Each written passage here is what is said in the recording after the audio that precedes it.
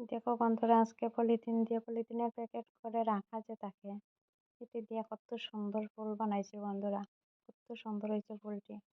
এরকম বিভিন্ন কালারের ফুল বানাইয়া করে মালা বানাইয়া ঘরটা সুন্দর করে সাজাইয়া রাখা যায় অবশ্যই। আমি অনেকদিন থেকে বানাইতাম কিন্তু টাইম পাইতেছি না।